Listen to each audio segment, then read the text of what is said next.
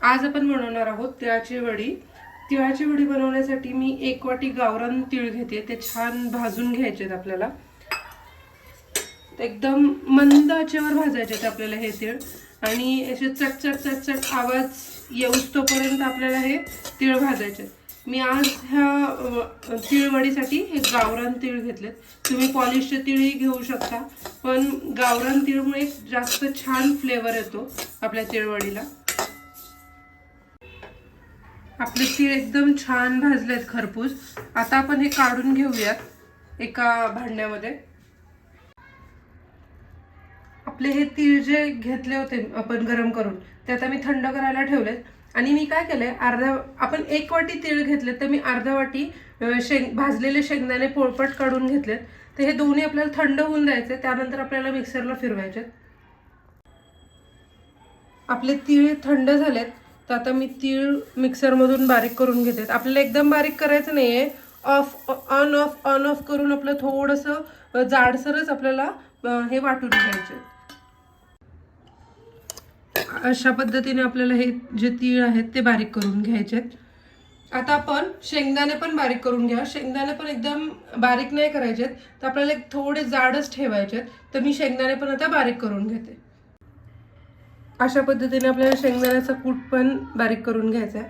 आता आपण काय करायचंय, हे जे तीळ आहेत, तीळ आणि हे शेंगदाण्याचा कूट, हे दोन्ही मिक्स करून घ्यायचं आपल्याला.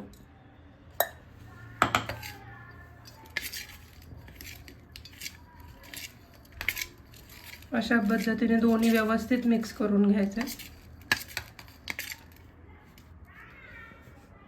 आपल्याला काय करायचंय, आता तूप लावायचं एका ताटाला आणि व्यवस्थित असं ग्रीसिंग करून घ्यायचंय.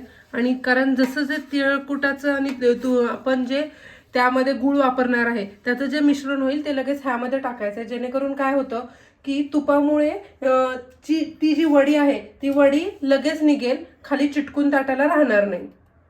आता आपल्याला काय करायचंय, तर कढईमध्ये 1 वाटीत आपल्याला ह्यामध्ये किसलेला गूळ टाकायचा आहे. आणि आता तुम्हाला जेव्हा आपण गूळ कढईमध्ये टाकतो तेव्हा आपल्याला बाजूला जाऊन चालणार नाही आणि कंटिन्युअस ह्या गुळाला आपल्याला हलवत राहायचंय.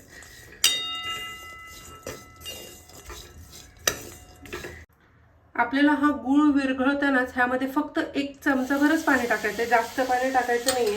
त्याच्यामुळे काय होतं की आपल्या वड्या ह्या फेल जाण्याचे चान्सेस कमी होतात. बऱ्याच वेळा असं होतं की आपली वडी नीट पडत नाही किंवा वडीचा लगेच भुगा होतो. तर त्यामुळे काय होतं, एकदम व्यवस्थित बिना फेल जाता आपली ही तिळकुटाची वडी तयार होते. हे बघा, एकदम छान आपला गूळ मेल्ट होतोय. गॅस माझा बारीकच आहे, आपल्याला बारीक गॅसवरतीच करायचं. एकदम ह्याच्यामध्ये अजून गुठळ्या आहेत, जोपर्यंत ह्या गुठळ्या मोडत नाही तोपर्यंत आपल्याला हे व्यवस्थित असं हलवत राहायचंय. बघा, बुडबुडे यायला लागलेत, त्यामुळे एकदम व्यवस्थित पद्धतीने आपला गूळ हा मेल्ट झालाय. अजून 1 मिनिटभर आपल्याला हे गूळ एकदम व्यवस्थित मेल्ट होऊन द्यायचं.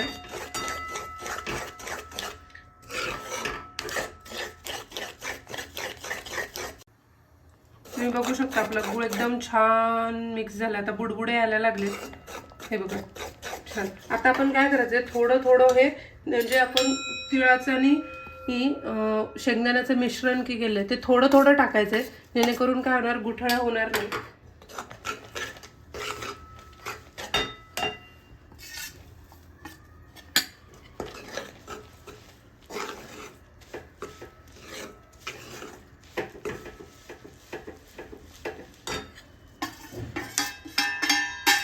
आणि ह्या वेळेलाच आपल्याला ह्यामध्ये विलायची पावडर पण टाकायची आहे.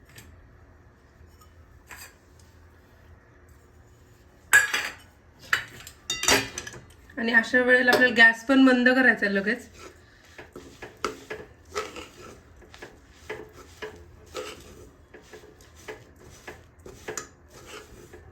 व्यवस्थित एकजीव करून घ्यायचंय.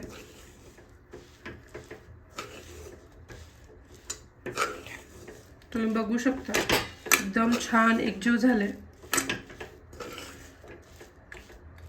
तुम्ही बघू शकता आपलं मिश्रण रेडी आहे. आता आपल्याला हे मिश्रण आपण जे तुपाने ग्रीसिंग केलेलं जे तळट आहे त्यामध्ये घ्यायचं आहे अशा पद्धतीने.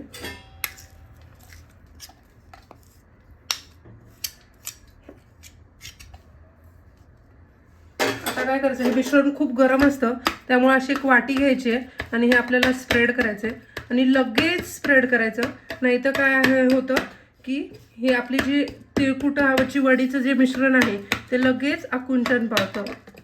नंतर असं गरम करून परत ताट गरम करून परत ह्या गोष्टी करायला लागतात. त्यामुळे लगेचच्या लगेच ह्या गोष्टी आपल्याला करायच्या.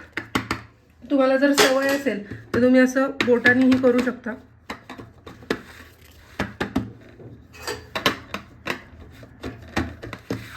थोड्या मी जाडसरच ठेवते ह्या वड्या.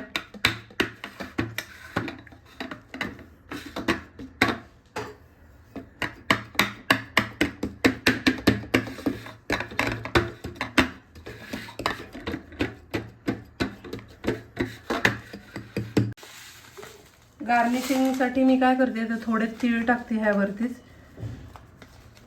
ते छान दिसतं. आणि लगेच हे असं सेट करून घ्यायचं आहे. तुम्हाला हवं असेल तर तुम्ही ह्यावरती किसलेलं खोबरं किंवा ड्रायफ्रूट्स अशाने पण गार्निश करू शकता.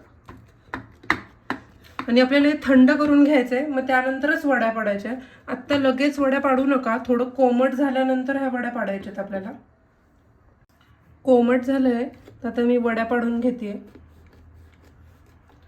खूप छान अशा वड्या पडतात.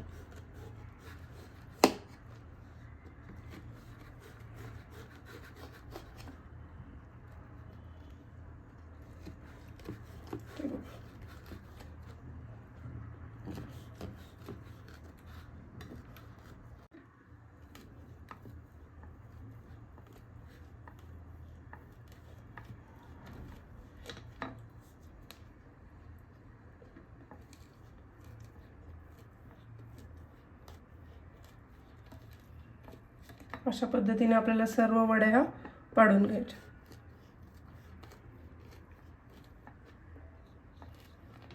हे बघा अशा एकदम छान आपल्या वड्या निघतात.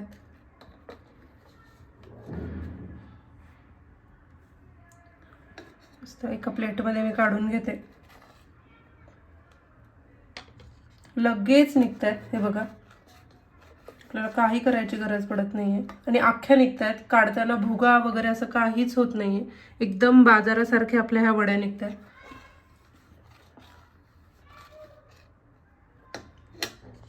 अशा प्रकारे आपल्या तिळगुळाच्या बाजारासारख्या वड्या तयार आहेत.